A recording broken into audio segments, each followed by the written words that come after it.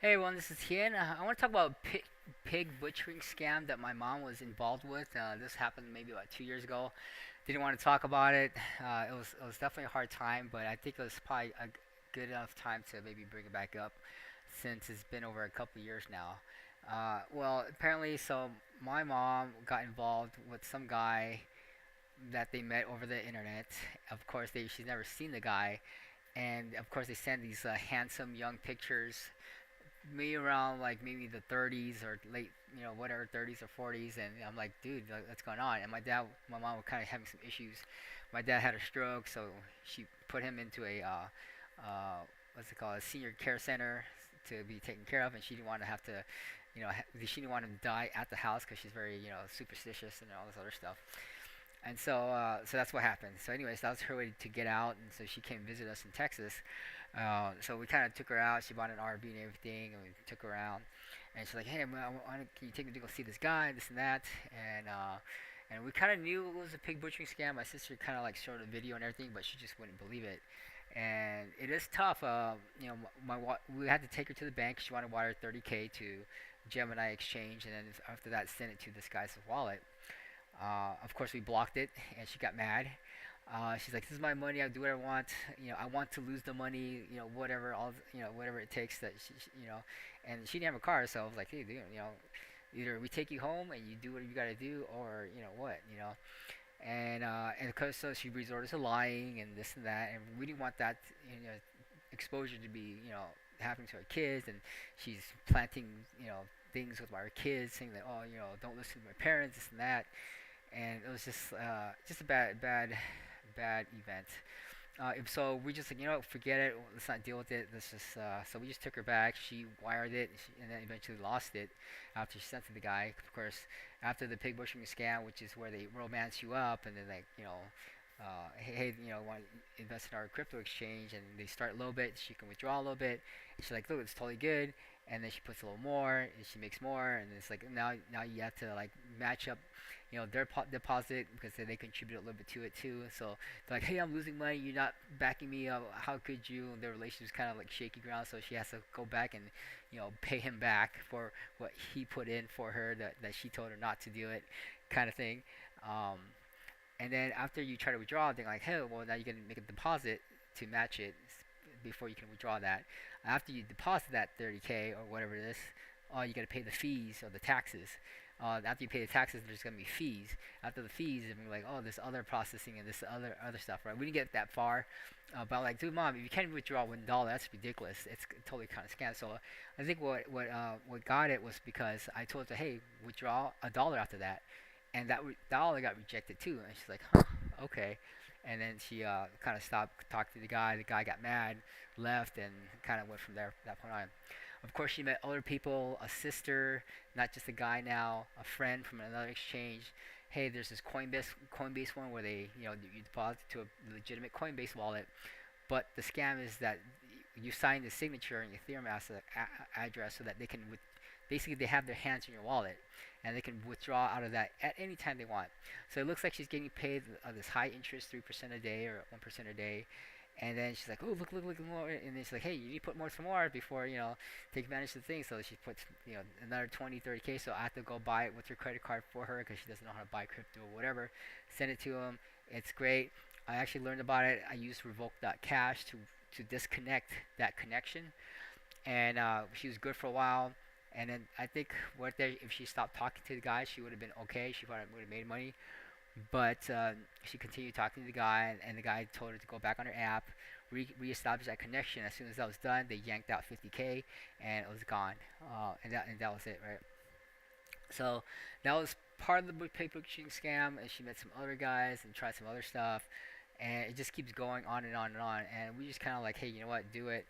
Uh, we told her what we got to know. We kind of didn't want to associate with her anymore, and she'll call us for help. Oh, can you help report to the FBI? This and that. And you're like, dude, this is the life preserver I'm trying to give you right now. I don't want to, try to save you when you're sinking, or you're drowning or whatever, right?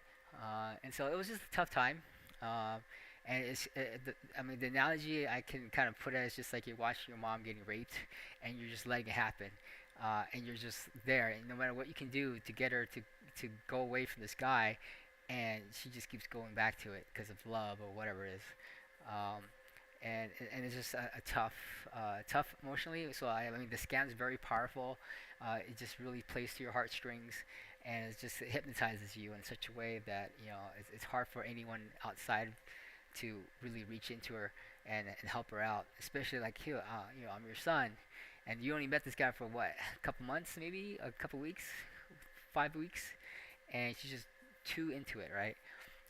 So that's real tough. Whereas like, hey, it's like, of all this, you know, it doesn't matter how long she's known you, and she's got and the guys also say, hey, your son's still only saying that just so he could take your money, and this and that, and it just reverses everything back to you. So when the more you try to stop her, the more it plays into what the guy says, and he's trying to scam you. Your son's trying to scam you. Son's trying to take your money, and you're like, dude, and you're trying like, so who do you believe more? And of course, she's so into this other guy, right? And so I think if you guys have a parent or something like that, um, looking back, what would you guys do? Some of the recommendations I would say, one is either depending on the relationship, I guess, or you just want to save the money. In a sense, either you take it or they're gonna take it, right? Of course, they're gonna report you and all this other stuff. I didn't take it because I was like, but sometimes like I was able to block it. But I was like, should I take it or she might report me? And then do I end up going to jail? Is that even worth it? I don't know. It's something, someone has to maybe somebody try it and share it. I don't know. Um, but that's a possibility. The other one is to just disassociate from them and just let them lose it, let them do what they gotta do. My mom didn't commit suicide or anything like that, but it was all from loans and SBA loans that she got, and she's just money, so she's willing to just. No, but now she's having to pay back all that over time. So it is what it is. But definitely just I guess just connecting with her. I think a lot of times they're lonely. I haven't been calling my mom often enough, so I think that might be contribute to it. Just kind of have a stronger relationship than the other guy. Taking her out, communicate with her often. And if you don't communicate with her often, I think that's probably why. That's probably what happened to me. And it's really your relationship versus their relationship, right? Which one's stronger, and maybe that'll help. And they are lonely. They wanting someone to, you know, message them. What are you eating? How are you? You should put a sweater on. Just little things. Have you drinking enough water today? And that's what they do. They're concerned. They talk and they message her and they're like, wow, he's so caring. He's really asking about me and that's what they're really looking for. And that we're not giving them when we're busy with our families and our wives and our own spouses and whatnot. Um, but yeah, I mean, I think I've sent her the videos. I've shown that this guy could be a scammer. That's also a victim. That the mafia's got a hold of him, and he's forced to scam. And there's a lot more content and documentaries of people who are investigating this paper train scam. And it's a huge mafia organization where they get people to they capture people offering a job and they can't leave, and they're forced to scam other people from around the world. Okay. So yeah, I mean it's tough, but eventually they will learn. They will get it. They will find out that after two or three scams, they will understand. I think maybe they just have to lose less. Maybe I don't know, but I don't know if there's something that we can do. Is it to keep them away from that money, so that you actually don't lose that much capital? Because really, that's my inheritance that they've taken away. Um, and I'm like, wow, you're giving my inheritance away. What are you doing, right? And she don't care, it don't matter, kind of thing. Um, and yeah, it's a really tough time. So I think if you're able to spend time with your parents and just be close to them, connect with them, and of course, sometimes you take them out. We're on a road trip, and she's just constantly on her phone, and just like, hey, hi, we're here, hello, and she's just talking to your guy. Look, he's showing me what he's eating or whatever, kind of thing. But yeah, so yeah, that's what happened. So right now, I think she's still doing her own thing. I don't know if she's still talking to scammers, um, um, but that's I haven't heard much from her anymore. I don't want to hear about it because of course it's a waste of my time too, away from my family to fix her mess. So, all right, thank you guys for listening. Hopefully that's helped. If you are involved in that, to let me know if you have a story. If I can help in any way in the comments, let me know.